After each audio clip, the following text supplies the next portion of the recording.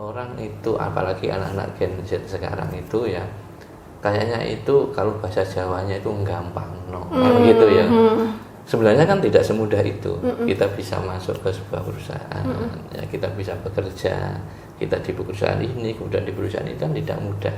Jadi mungkin ini akan jadi apa ya, anomali atau statement yang dibenci sama Gen Z ya. Iya, ini gini. Benar. Jadi ketika kamu masuk perusahaan dan kamu belum punya pengalaman di bidang itu, seperti saya awalnya kan belum expert ya. Belum expert di bidang itu, dan aku dari dulu cuma jurnalis tok. Belum expert di bidang marketing, jualan itu kan enggak. Kalau kamu mau gaji 8 juta, ya kasihlah kerja atau kinerjamu senilai 8 juta. Oke, iya. Gitu. Mungkin ini akan dibenci sama Gen Z ya, benar, tapi itu memang harus seperti itu gitu. Memang di awal kamu memang harus bersusah-susah seperti itu untuk kamu dilihat. Apalagi kamu belum punya pengalaman itu. Halo Gen iNews, jumpa lagi dengan saya Arif Artianto di podcast iNews, ini baru informasi. Halo guys, ini saya kedatangan sosok tamu yang sangat istimewa ini guys. Dia memang saya dulu teman lama, tapi sekarang dia karirnya melejit. Wah, gitu amin. Ya. Dan saya memang harus angkat tangan ya. Beliau adalah Mbak Novita atau biasa dipanggil Mbak Ovi. Beliau sekarang menjabat sebagai brand campaign senior eksekutif Mikatasa Group. Wah, apa itu? Wah, nanti kita korek-korek sama beliau apa itu Mikatasa. Tapi sebelum itu guys, saya pengen flashback, kita pengen ngobrol-ngobrol santai aja ya. Dulu itu Mbak Ovi ini kalau tidak salah jurnalis juga guys. Dia nanti akan cerita bagaimana sih karirnya ya. Kemudian bisa beralih, bisa melompat dari seorang jurnalis tiba-tiba menjadi atau di perusahaan yang lain itu seperti apa. Mbak Ovi, gimana kabarnya? Halo, sehat dong pastinya Mas Arif. Lama nggak ngobrol ya kita. Iya. Padahal dulu sering banget ketemu di kampus ya. Oke. Mbak Ovi.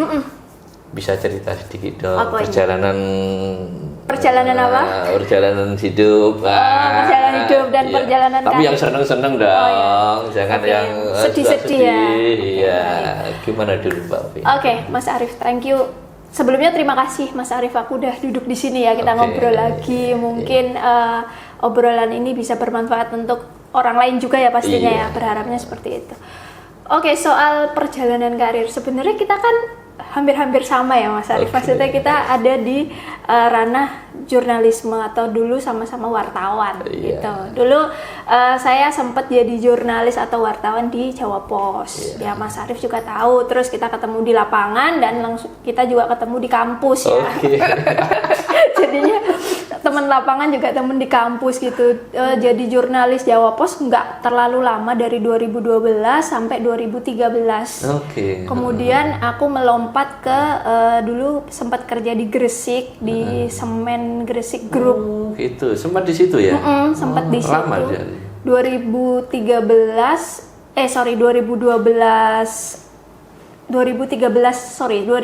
awal sampai 2014-an. Oh gitu, sebelum kuliah berarti itu ya?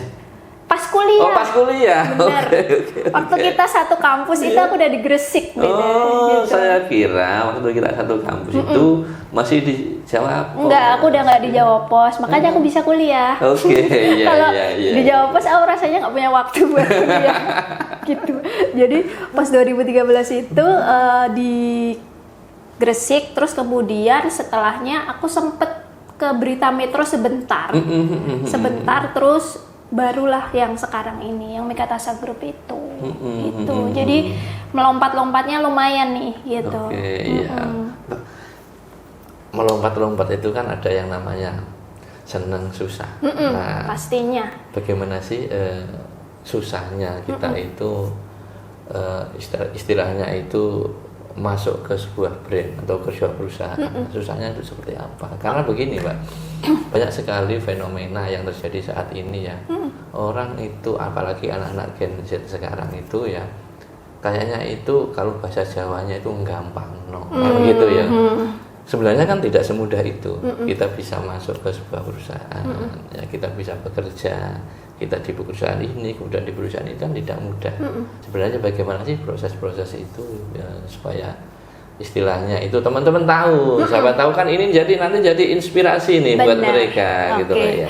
Jadi proses aku garis bawah dulu, proses setiap orang pasti berbeda ya Mas Arif. Jadi prosesku akan berbeda, proses Mas Arif mungkin akan berbeda, prosesnya teman-teman juga di luar sana pasti akan berbeda gitu. Cuma dari dulu sampai sekarang aku cuma punya hal yang aku sukai, yang aku lakukan terus-menerus tanpa bosan, walaupun tidak dibayar, yaitu menulis.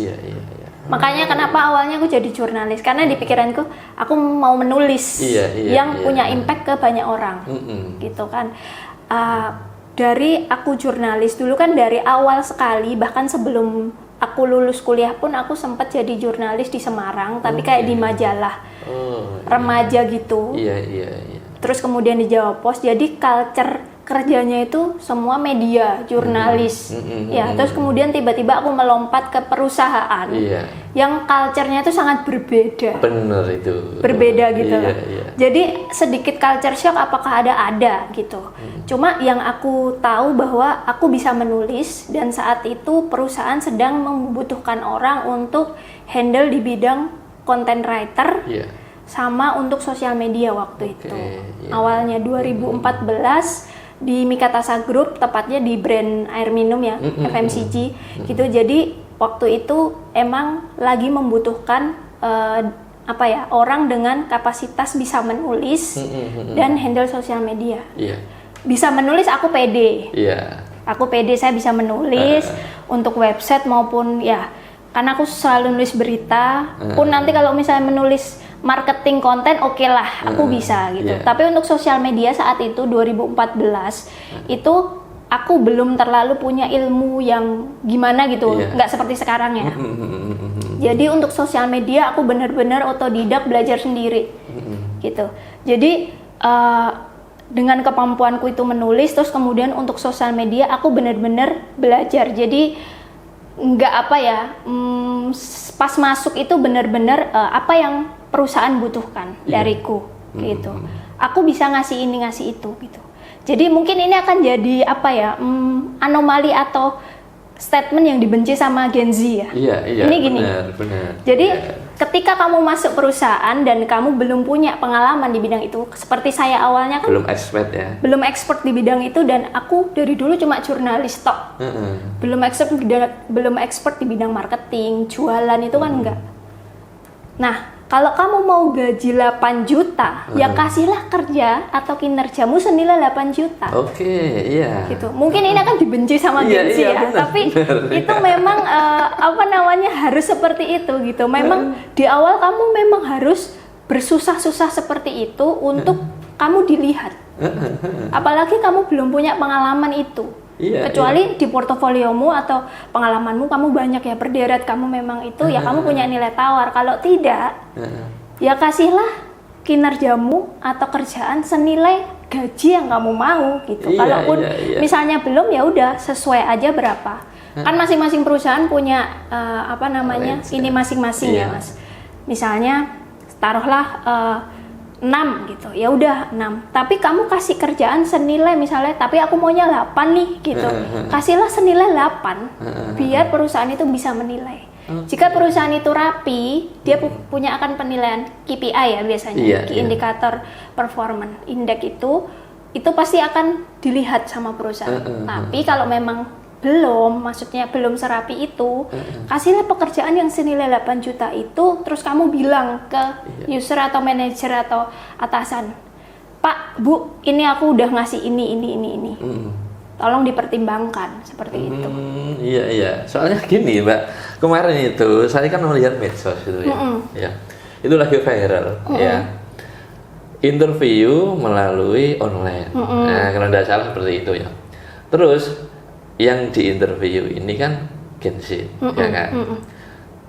dalam wawancara itu saya sempat mendengar itu ya. Dia minta gaji tiba-tiba itu 6 juta. Nah, dan itu dirujak sama netizen. Nah, maksudnya kan bisa bahwa memang sekarang itu mencari pekerjaan kan tidak mudah gitu loh. Harus bekerja sesuai dengan nilainya. Kalau kepengen nilai yang Mbak Ovi bilang tadi 8 juta, ya kasih dong perusahaan senilai itu. Nanti perusahaan akan memberi kan seperti itu. Makanya kan ini kan teman-teman harus belajar banget sih ya, bahwa memang yuk hidup tidak seindah yang kalian bayangkan kan gitu. Iya, butuh benar. perjuangan Benar, gitu. benar. Seperti halnya dengan Mbak Ovi, butuh perjuangan dari seorang jurnalis masuk ke dunia produksi ya kan, produksi barang, produksi ya kan, apapun itu kan akhirnya kan butuh penyesuaian yang nanti seleri itu akan mengikuti ya. Benar sih Mas. Jadi memang apa ya, mungkin yang tadi Mas Arief bilang yang dirujak netizen itu mungkin dari orang itu mungkin belum punya pengalaman ya. Nah, jadi tiba-tiba udah minta sekian aja gitu. Dan rata-rata nih saya nggak ngejudge Gen Z, nggak sama sekali, cuma di beberapa hal kan aku juga pernah interview beberapa timku yang Gen Z. Itu juga memang kalau Gen Z itu sedikit berbeda. Perbedaannya adalah mereka memang pasti akan banyak pertanyaan hal seperti itu. Saya akui bahwa Gen Z itu sangat kreatif sih memang. Kreatif, kritis kayak gitu. Tapi mungkin harus punya daya juang yang lebih tinggi kali ya. Daya juang yang lebih tinggi agar ya udah sekian dulu, kamu ngasih dulu, tunjukin dulu kinerjamu seperti apa, pasti nanti perusahaan akan melihatnya dan mempertimbangkannya gitu. Itu sih Mas. Iya, berarti tidak langsung harus minta segede itu gitu, tapi harus ada tahapan-tahapan ya, yang apa sih sumbangsis saya terhadap perusahaan kan begitu ya. Lalu nanti perusahaan itu akan memberi apa yang ingin kamu minta gitu loh. Seperti itu sih, itu yang ku lalui ya. Tadi kalau Mas Arief ngomong gimana sih suka dukanya ya, aku harus adjust pastinya, adaptasi karena dari lingkungan jurnalis, orang lapangan yang selalu cari berita tiap hari, minimal 3 berita setiap hari ya, kayak gitu. Itu ke manufaktur, ke produk, benar-benar belajar lagi, bahkan belajar sales itu seperti apa, bahkan belajar sampai segitunya. Kemudian sekarang lebih ke brand sama campaign aku sekarang gitu. Luar biasa, artinya memang Gen Z itu benar-benar kreatif. Saya mengakui itu, cuma memang harus diimbangin dengan apa, keuletan ya. Menjadi seorang petarung, jangan mudah menyerah, jangan mudah kempes ya. Nah, gitu. Kalau kempes banyak sekali ya yang mudah kempes ya. Tapi kempesnya untuk kembali lagi itu sulit. Itu yang memang harus diubah. Iya. Memang seperti itu, stereotipnya memang seperti itu ya. Tapi nggak semua seperti itu. Cuma mungkin beberapa yang mungkin Mas Arief juga ataupun saya yang timnya beberapa mungkin Gen Z pasti juga akan mengalami hal yang sama mungkin ya beberapa gitu. Memang untuk apa ya, berhadapan atau sama Gen Z, bekerja bareng sama Gen Z itu kita memang harus kayak bagaimana ya biar mereka selalu termotivasi gitu loh, biar enggak lebih pada akhirnya kan gitu, kita kelihatan tua sekali ya, tapi ya wis memang gitu, lebih ke ngomong biar semangat mereka itu tetap apa yang nggak kempes tadi Mas Arief bilang kayak gitu, karena secara creativity mereka sangat luar biasa sih saya akui gitu, dan mereka juga kritis pastinya gitu. Benar, saya juga gitu Mbak Fia. Dari saya pengalaman saya ini mengisi beberapa event atau beberapa acara, kan rata-rata Gen Z kan gitu. Jadi mereka itu cepat untuk menangkap, bahkan mengaplikasi itu cepat. Misalnya kayak kemarin saya pelatihan kepemimpinan pemuda di Surabaya bersama Pemkot Surabaya ya. Mereka itu saya kasih materi soal public speaking. Ya. Mereka itu menangkapnya cepat. Saya suruh praktek untuk membuat podcast. Ya, 10 menit bisa. Iya. Itu luar biasa kelebihannya. Kelebihannya teman-teman sekarang gitu loh. Cuma bagaimana masalahnya itu kan setelahnya ya untuk menjaga konsistensi itu. Wah, itu loh yang memang harus kita berpikir bersama. Bagaimana menjaga konsistensi mereka agar tetap sekreatif itu. Kadang kan ada stereotip yang mengatakan bahwa mut-mutan, mereka tuh gampang baper, mut-mutan kayak gitu, ada stereotip itu. Tapi memang perlu dari kita juga untuk setiap hari, mungkin memang agak capek ya. Iya, benar. Tapi yang memang itu harus kita lakukan agar mau nggak mau kan, karena generasi 10-20 tahun ke depan kita itu mereka. Iya, benar. Iya kan? Mereka. Jadi bagaimana kita mengajak atau mengencourage mereka untuk ayo terus termotivasi. Dan mungkin satu hal yang harus mungkin mereka tanamkan adalah tahu apa yang mereka suka sih Mas Arief, kalau menurutku. Karena yang tadi aku bilang bahwa dari kecil sampai sekarang aku cuma suka satu hal, yaitu menulis.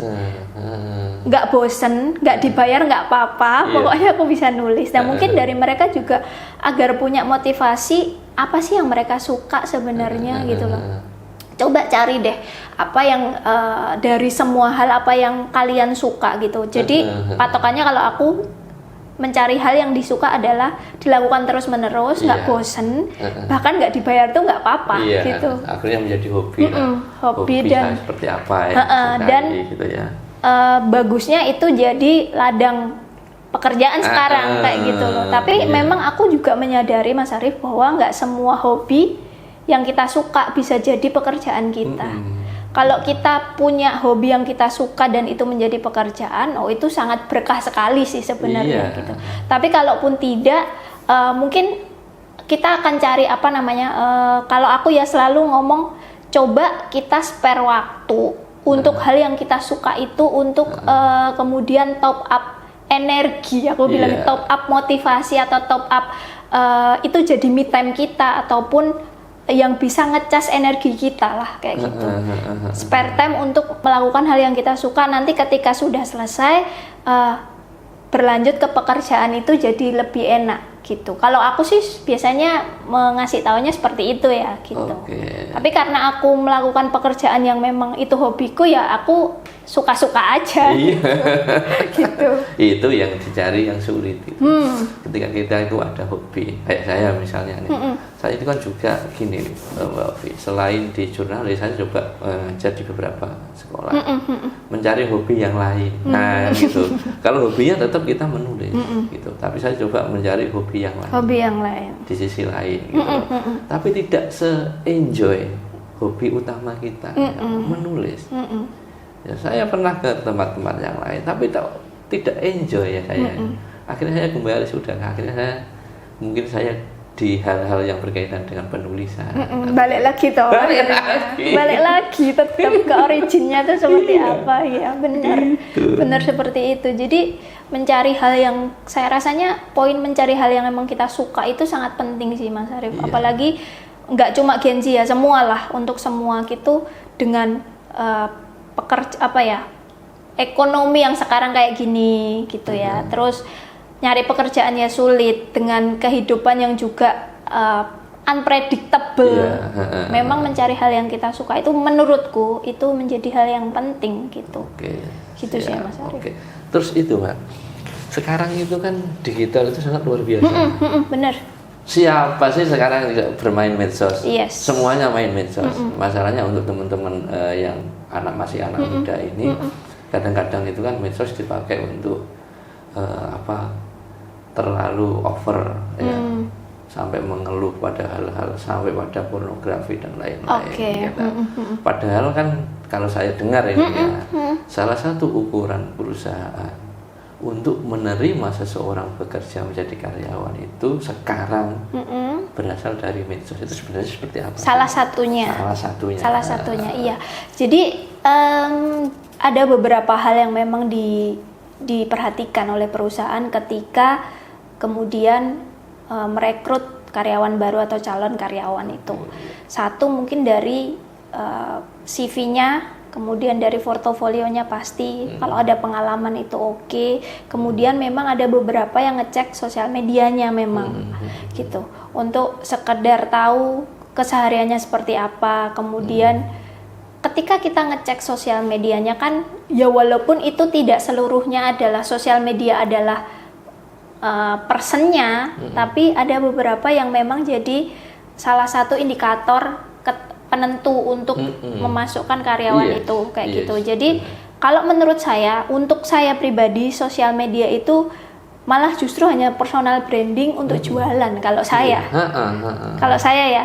Jadi kalau mungkin tips untuk generasi muda atau Gen Z ya, mending sosial media itu daripada untuk mengeluh, untuk kemudian melakukan hal-hal yang mungkin secara norma tidak baik, kurang baik lah ya, gitu, atau yang lainnya, mending untuk hal-hal yang positif seperti kamu punya apa sih, kamu punya karya apa, ya, mending ditampilin di situ deh untuk sosial, untuk personal brandingmu gitu. Misalnya nih Gen Z dia punya sangat pandai di bidang videografi mungkin ya. Kamu tampilkan karyamu di situ. Jadikan sosial mediamu itu showcase untuk jualan dirimu. Ini bukan jual diri yang negatif ya, ini jual diri yang positif gitu. Jadi personal branding bener. Jadi di situ mungkin dari perusahaan akan lebih sangat lebih melihat, oh anak ini tuh seperti ini, akan jelas personal brandingmu apa, kemampuanmu seperti apa, itu kan lebih dipertimbangkan. Edukatif berarti. Edukatif, benar. Kalau kamu punya, mungkin kalau saya nih ngomongin soal menulis misalnya, copywriting misalnya, di situ saya akan showcase gimana sih copywriting untuk pemula, saya bikin semacam microblog atau seperti itu lebih lebih menjadi daya tawar kamu dibanding untuk ya tadi ada yang untuk gibah atau untuk mengeluh gitu, mengeluh soal negara ya nggak tahu ya, tapi itu beda lagi ya. Mengeluh soal pemerintah itu beda lagi. Kayaknya setiap orang mengeluh soal pemerintah, tapi ya udahlah. Mending kalau untuk tips saya ya untuk generasi muda, mending jadikan sosial mediamu itu sebagai showcase untuk personal branding. Iya, benar. Seperti itu. Karena memang di usia muda itu Mbak Ovi, itu kan teman-teman itu mencari jati diri. Yes. Bahkan misalnya tidak diakui ke kelompok yang ini, kepengin membuktikan. Salah satunya melalui medsos. Medsos apa? Ya apa? Misalnya ini kepengin bisa diterima, membuat hal-hal yang berbeda di medsos. Apapun akan dilakukan. Nah, masalahnya apapun ini yang kemudian dimaknai teman-teman itu Gen Z sekarang itu pokoknya ada yang kadang-kadang tawuran, ada kan hal seperti itu kemudian dinaikkan di medsos mereka. Itu mereka nggak malu loh sekarang. Ada yang seperti itu. Soalnya setahu saya Gen Z itu biasanya mereka punya 2 akun. Satu memang untuk personal brandingnya, satunya second account ya untuk hal-hal yang seperti itu. Biasanya akun yang utama itu, ini yang saya tahu ya beberapa, feeds-nya itu kosong, tapi story-nya tuh terus. Nah gitu. Tapi nggak tahu pasti ini apa kok kosong feeds-nya, tapi followernya banyak, tapi story-nya itu selalu aktif, tapi kosong gitu. Tapi mereka punya second account yang mungkin untuk eksklusif close friend atau yang mereka tahu nggak semua orang tahu, mungkin ada kali. Cuma ya tadi balik lagi tips saya, kalau misalnya memang untuk masuk misalnya mau ke perusahaan, pastikan akun sosial media yang kamu cantumkan di CV-mu itu akun sosial media yang bukan second account yang untuk teman-teman aja ya, tapi untuk showcase personal brandingmu lah, karyamu kayak gitu. Karena aku yakin bahwa Gen Z itu sangat kreatif, pasti mereka akan tahu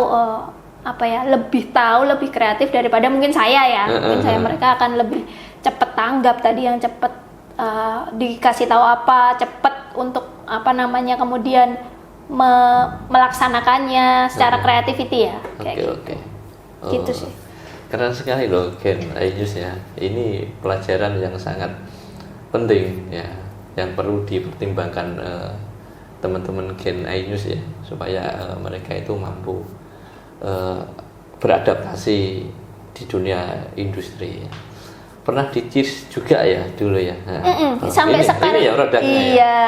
Oke. Wah, ini kok es diminum aja Mbak. Oh iya, Kayaknya enak. boleh kayaknya ini. Jadi dulu Segar kayaknya.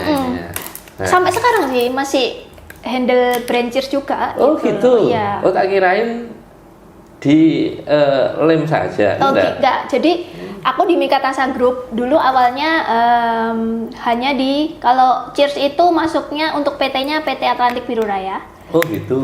Itu satu grup atau satu holding dengan Mikatasa Agung yang dimana dia punya brand lem Raja Wali. Kalau di Surabaya Jawa Timur pasti sangat familiar dengan lem Raja Wali ya. Terus kemudian karena satu grup, jadi kemudian aku naik ke holding level holding untuk jadi handle dua brand ini, Cheers juga si lem Raja Wali. Oke. Sangat-sangat berbeda treatmentnya. Sangat-sangat berbeda karena ini FMCG air minum, kemudian untuk lem Raja Wali ini kan di adhesive industri yang pangsanya sangat spesifik ya Mas Arief ya.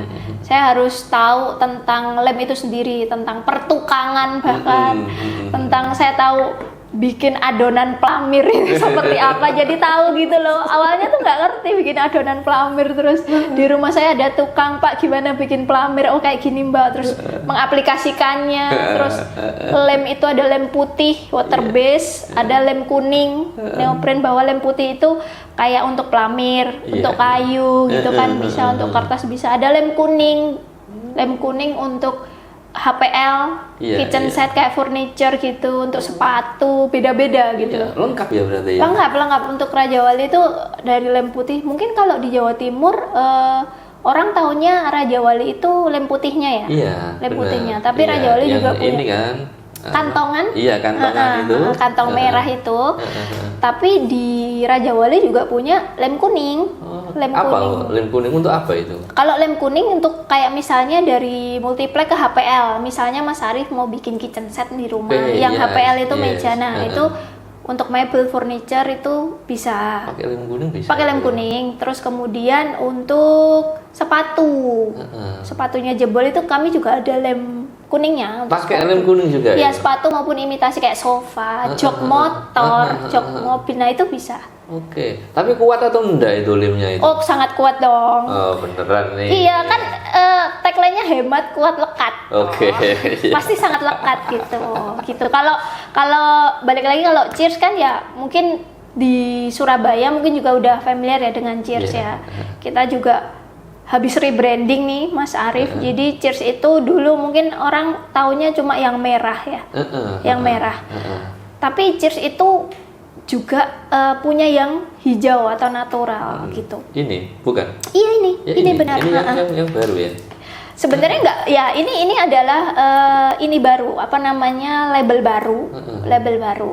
Cuma dulu tuh kan Cheers tahunnya yang merah, terus kemudian muncul yang ini kan, pertanyaannya gantikah Cheers itu dari yang merah ke hijau? Enggak, yang merah tetap ada, yang hijau juga, dua-duanya tuh Cheers. Hanya yang membedakan adalah yang merah itu pH airnya lebih tinggi atau pH 8,5 plus, sementara yang hijau ini air mineral dengan pH netral. Sebenarnya itu aja yang membedakan.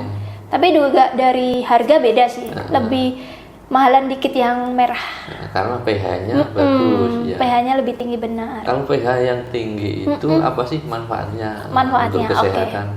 Jadi pH tinggi itu tinggi dalam artian ini tingginya masih dalam batas wajar dan sesuai BPOM ya.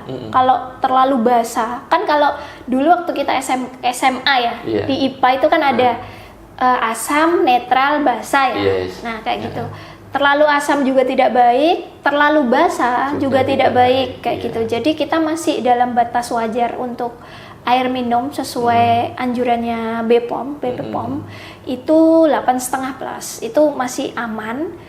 Terus tadi Mas Arief bilang apa sih fungsinya gitu kan? Sekarang ini pH tubuh kita tuh harusnya untuk biar sehat ya, itu harus netral Mas Arief, harus netral, pH-nya harus netral. Tapi apakah tubuh kita selalu punya pH yang netral? Tentu saja tidak, karena makanannya kan kita nggak selalu makan yang bersih dan baik ya, polusi dan sebagainya. Nah dengan banyaknya radikal bebas dan sebagainya masuk ke dalam tubuh kita, otomatis membuat tubuh kita itu asam. Asam. Nah kalau asam itu kan sering banget misalnya yang kecil aja kita sering flu, batuk, apalagi cuaca lagi nggak beres kayak gini ya kan. Nah, makanya untuk biar menetralkan pH tubuh kita, ketika pH tubuh kita terlalu asam, dikasih basa. Bukan untuk membasahkan ya, terus jadi basa enggak, tapi untuk menetralkan. Jadi ketika netral itu udah memang secara harfiahnya tubuh itu harus pH-nya netral untuk tetap sehat. Gitu. Tapi ada beberapa mungkin organ kita yang memang harus ada asamnya untuk mencerna makanan kayak lambung itu kan memang harus ini. Tapi kalau asam berlebih juga nanti tidak bagus. Ada yang mungkin asam berlebih di lambung jadi asam lambung dan sebagainya. Kayak artinya gitu. konsumen ini diberi pilihan nih ya. Yes. Kalau butuh pH yang lebih tinggi, pakai dong yang merah. Yang merah, cheers Kalau alkaline. mau yang netral, pakai yang ini. Pakai yang hijau, cheers natural kami gitu. nyebutnya. Kan banyak pilihan juga. Yes, banyak pilihan. Untuk produk-produk dari cheers. Bener banget Mas Arief. Jadi ya tinggal kebutuhannya apa.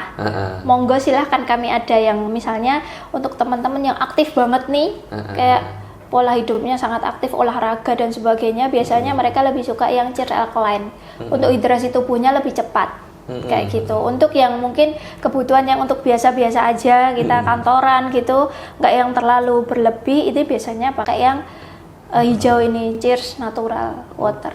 Seperti itu.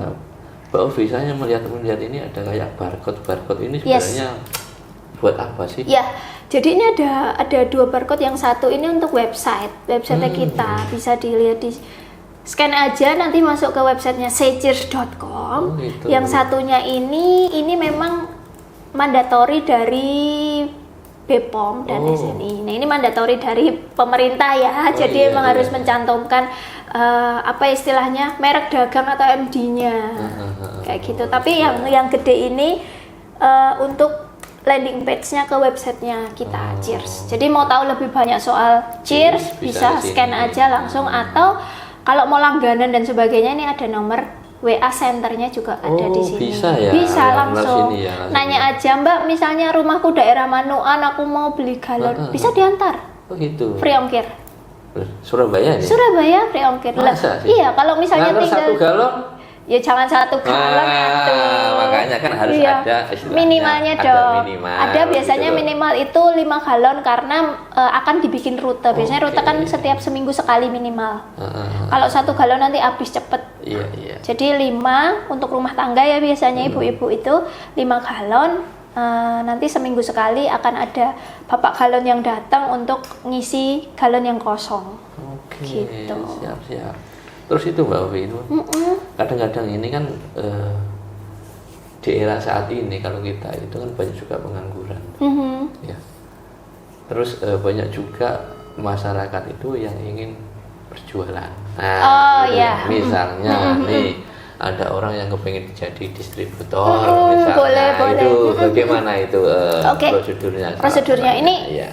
Kebetulan banget Mas Arief, karena kita memang lagi ada, udah agak lama, tapi memang kita sedang membantu atau pengennya untuk Cheers sendiri ya, pengennya tuh khususnya untuk ibu-ibu rumah tangga nih, ibu rumah tangga misalnya di perumahan, mungkin entah itu ibu rumah tangga atau punya warung gitu kan, pengen jualan Cheers untuk kebutuhan di sekitar rumahnya nih, tetangga-tetangganya. Bisa banget, kita punya program namanya CHD, Cheers Home Distribution. Cheers Home Distribution itu nanti udah lama sebenarnya, udah lama. Saat pandemi itu loh. Waktu pandemi kan karena memang kita pengen bantu nih, mungkin ibu-ibu yang bantu suaminya kena layoff misalnya, pengen, atau mungkin memang kalau pandemi itu susah banget ya kita semua ya. Terus ibu-ibu ini pengen bantu penghasilan suaminya untuk rumah tangganya. Nah, kita tuh masuknya ke situ. Jadi bisa ada paket-paketnya Mas Arief. Ada yang 400.000, 200.000, 300.000 terserah. Nanti satu paket itu dikasih galon berapa, small pack yang tanggung berapa dan sebagainya. Terus dikasih marketing tools. Kita bisa bikinin banner gitu. Kayak gitu. Ini CHD-nya. Ada bannernya nanti kita bikinin kayak gitu. Dan ada salesnya nanti. Misalnya nih, ada pelanggan dari kami, dari Cheers, memang daerah situ, nanti akan dialihkan ke CHD-mu, misalnya Mas Arief mau jadi CHD misalnya daerah Semolowaru gitu misalnya. Cheers udah punya database pelanggan. Oh, ini pelangganku daerah Semolowaru. Nanti akan dikasihkan ke Mas Arief untuk ngirim. Oh begitu. Iya, akan dibantu sampai segitunya. Artinya tadi gini ada korelasinya nih ya. Yes. Yang tadi misalnya ngambil minimal 5 galon diantar free ongkir. Kemudian ada nih agen atau distributor terdekat akan diberikan ke situ gitu atau akan dikasih pelanggan lah istilahnya. iya, Jadi iya, misalnya Mas Arief adalah CHD-nya Cheers, Mas Arief boleh nyari pelanggan sendiri nggak apa-apa untuk Mas Arief. Tapi kita dari prinsipal misalnya punya pelanggan yang area situ, pada akhirnya akan dikasihkan ke Mas Arief untuk kirim. Oke. Meskipun instansi. Biasanya seperti itu, dikirim agen atau jadi terdekat. Jadi mainnya wilayah aja sih. Iya, gitu. iya. Seperti itu. Tapi untuk pengiriman kedua atau ketiga, biasanya pengiriman pertama tetap dari prinsipal, tapi pengiriman kedua atau ketiga bisa dibantu agen. Sangat menguntungkan. Sangat menguntungkan. Jadi bisa langsung kalau misalnya berminat hubungi CS-nya aja yang ada di ini 087777243377 ini bisa nanya-nanya untuk jadi agen CHD seperti apa ya. Nanti ada salesnya sendiri yang mau follow up. Oke, akhirnya benar-benar ini membantu UMKM Yes, ya. kita memang pengen membantu UMKM untuk ya udah kita akan bergandengan tangan bareng, kita sukses bareng-bareng kayak gitu. Oke, tidak semua diambil usaha, tapi Oh iya yang terdekat dong. dikasih. Pasti Keren dong. ini, keren Itu, ini. pasti Ya. dong. Gitu. Keren, oke. Keren sekali ini teman-teman ya, Gen iNews ya. Banyak kisah ya, banyak motivasi hari ini atas kedatangan Mbak Ovi ya dari CIS ya. Saya bilang nyebutnya dari CIS ya. Iya, boleh Oke, dari CIS ya. boleh. Semoga ini menjadi inspirasi dan yang paling penting adalah sebagai anak muda kita harus tangguh ya, harus mampu berjuang, tidak hanya kreatif tapi keuletan itu menjadi salah satu tolak ukur kita menjadi orang yang berhasil. Saya pikir ini dulu teman-teman Gen iNews ya, cukup dari kita ketemu lagi di podcast iNews, ini baru informasi.